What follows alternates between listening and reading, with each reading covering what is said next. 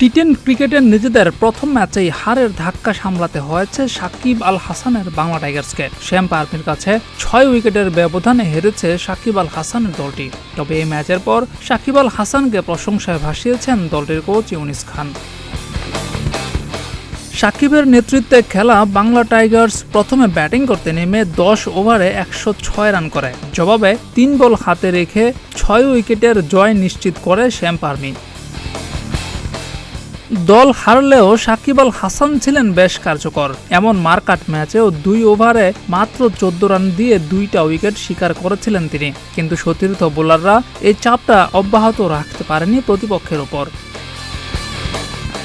ম্যাচের পর সাকিব আল হাসানকে নিয়ে বাংলা টাইগার্সের কোচ ইউনিস খান বলেন, যেভাবে সে অধিনায়কত্ব করলো, যেভাবে বল করলো, যেভাবে ফিল্ডিং করেছে, দারুণ ছিল সবকিছু।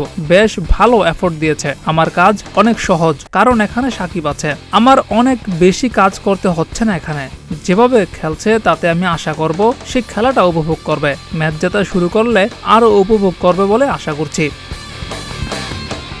তবে এই হার নিয়ে বিচলিত নন ইউনিস খান। তিনি বলেছেন, ফলাফল আমাদের পক্ষে আসেনি, তবে ম্যাচটা ভালো ছিল। প্রথম ম্যাচে মাঝে মধ্যে আপনি কিছুটা নার্ভাস হয়ে যাবেন। শেষ দিকে আমরা কিছুটা নার্ভাস হয়ে গিয়েছিলাম। ম্যাচটা খারাপ ছিল না, ফলাফলটা আমাদের পক্ষে আসেনি।